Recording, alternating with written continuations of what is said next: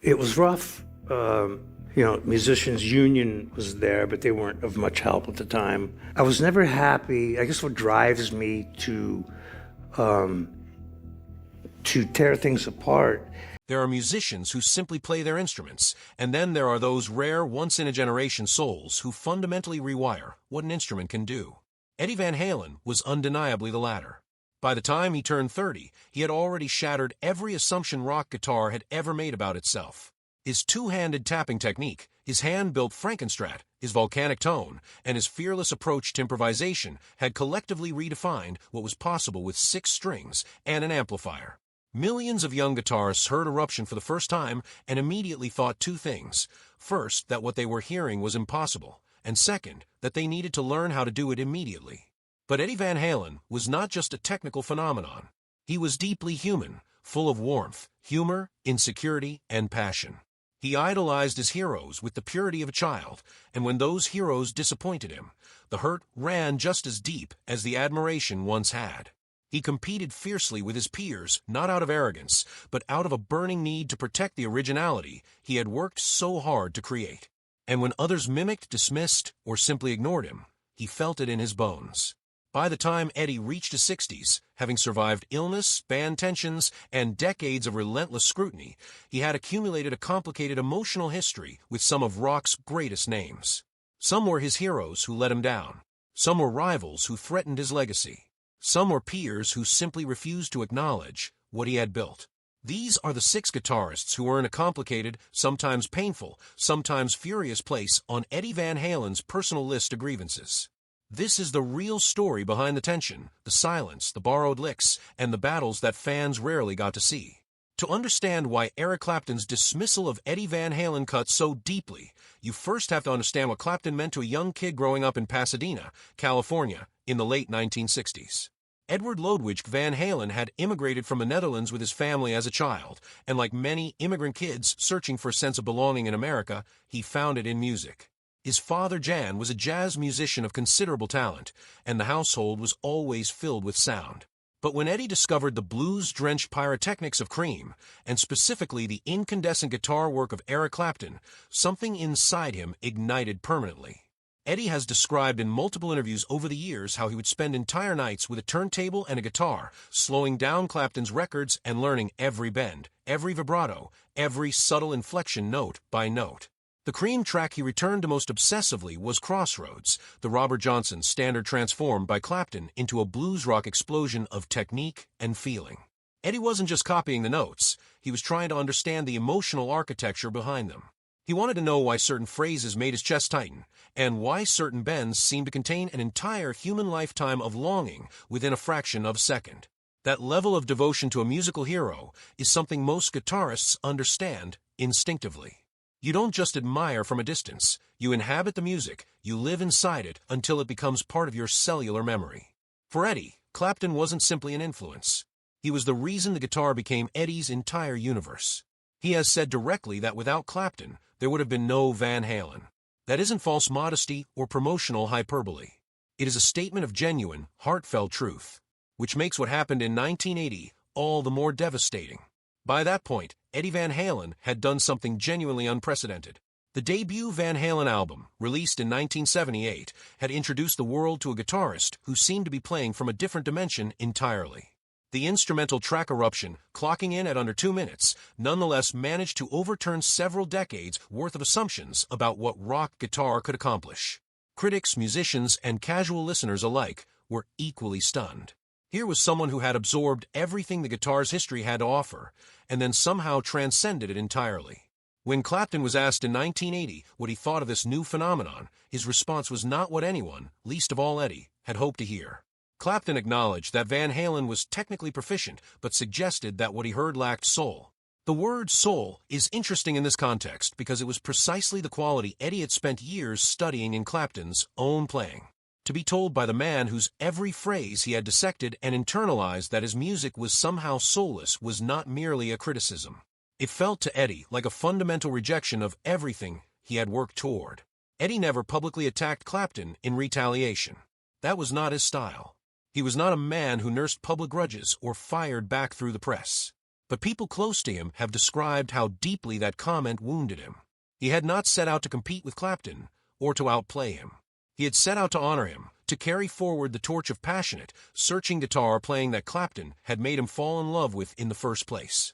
To be told that his version of that passion was somehow deficient by the very person who had awakened it in him was a particular kind of heartbreak that doesn't fully heal with time. The deeper philosophical divide between them was real, regardless of personal feelings. Clapton's entire musical identity was built on the blues tradition, on restraint, on space, on the understanding that silence between notes carries as much emotional weight as the notes themselves. His tone was warm, rounded, and rooted in a decades-old vocabulary of bends and vibrato that spoke directly to the heart. Eddie's approach was fundamentally different, not because he lacked feeling, but because his feelings expressed themselves through invention, through distortion, through the kind of fearless sonic experimentation that the blues tradition had never encountered before. Neither approach was wrong. They were simply the products of two different musical generations speaking two different but related languages. The two men eventually met in Los Angeles during the mid-1980s, and by all accounts the encounter was polite but somewhat deflating. Eddie had hoped for genuine connection, for the kind of conversation that might bridge the philosophical gap between them. Instead, they talked about equipment. After the meeting, Eddie reportedly described the experience as encountering a man rather than the legend he had loved, and suggested that perhaps he had always loved the myth more than any real person could sustain. That observation reveals something profound about how musical heroes function in our imaginations. We invest them with qualities that reflect our own deepest needs, and when the reality falls short of the ideal, the disappointment is as much about us as it is about them. In later years, Eddie's statements about Clapton softened into something that sounded more like earned maturity than resignation. He continued to reference Clapton's tone on those early Cream recordings as something untouchable, something that no amount of technical development could replicate because it emerged from specific emotional truth that existed in a specific moment in time. After Eddie's passing in 2020, those who knew Clapton reported that he spoke of Van Halen privately with genuine warmth and respect. The public reconciliation never quite happened, but then the two men had always communicated most honestly through their guitars rather than their words. If Eric Clapton represented Eddie's blues foundation, Ritchie Blackmore of Deep Purple and Rainbow represented something slightly different, the British hard rock tradition at its most imperious, dramatic, and technically demanding. Eddie studied Blackmore's work with the same diligence he had applied to Clapton, but what drew him to Blackmore was a different quality entirely.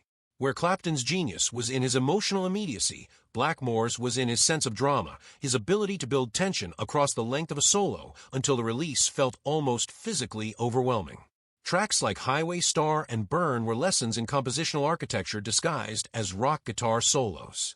By the time the Van Halen debut arrived, and Eddie found himself sharing stages and festival bills with the musicians he had grown up worshiping, he was perhaps naively hopeful that his heroes would receive him as a peer, or at least as an enthusiastic younger colleague. What he encountered from Ritchie Blackmore was something considerably less welcoming. Eddie has described their first meeting in several interviews, always with a mixture of lingering hurt and attempted understanding. According to his account, Blackmore simply stared at him without acknowledgement, refusing to engage in any of the collegial exchange that Eddie had imagined might occur between guitarists who shared deep musical values. This kind of cold dismissal is difficult to fully explain from the outside. Blackmore was famously difficult to approach under any circumstances, a quality that his bandmates in Deep Purple had experienced firsthand over the years. His personal mystique depended in some ways on maintaining distance, on projecting an aura of brooding, almost aristocratic remove that made him seem more force of nature than accessible human being. When Eddie described feeling that Blackmore gave him the shaft with his eyes, the phrase carries the specific sting of someone who had expected warmth and encounter wall instead. Blackmore's eventual public assessment of Eddie's playing, that he thought Eddie played too many notes, is one of those critiques that reveals more about the critic than the subject. Is the perspective of a player whose entire philosophy centered on the power of restraint, of letting individual notes breathe and accumulate meaning through space. From that vantage point, Eddie's torrential invention must have seemed excessive, perhaps even undisciplined. But Eddie's approach wasn't about accumulating notes for their own sake. It was about following the music wherever it wanted to go, about refusing to edit the internal voice in real time. The difference was not between discipline and indiscipline, but between two entirely different philosophies of musical expression. What strikes you about how Eddie discussed Blackmore in later years is the persistent undercurrent of genuine admiration beneath the hurt. He never managed to fully separate the cold reception he received from the brilliant music that had inspired him, and perhaps he never tried to. By the 1990s, Eddie spoke about the encounter with the perspective of a man who had processed enough disappointment to find room for understanding. He acknowledged that Blackmore might have been shy or uncertain how to handle the situation, or simply operating from a completely different set of social assumptions. The generosity of that reading, coming from someone who had felt genuinely wounded, says a great deal about Eddie's character. Blackmore, for his part, eventually found his way to a public acknowledgement of Van Halen's significance. Years after their initial encounter, he admitted that what Eddie had accomplished with his instrument, the innovations in technique, the reinvention of what the whammy bar could do, the introduction of tapping as a mainstream vocabulary rather than a curiosity, represented genuine creative achievement. The two men never became close, their musical paths diverging dramatically as Blackmore moved toward medieval and Renaissance-inspired acoustic music while Eddie continued his restless electric experimentation. But the historical record of mutual influence and eventual mutual respect is there for those willing to look past the initial friction. Joe Perry of Aerosmith occupies a particular place in rock mythology.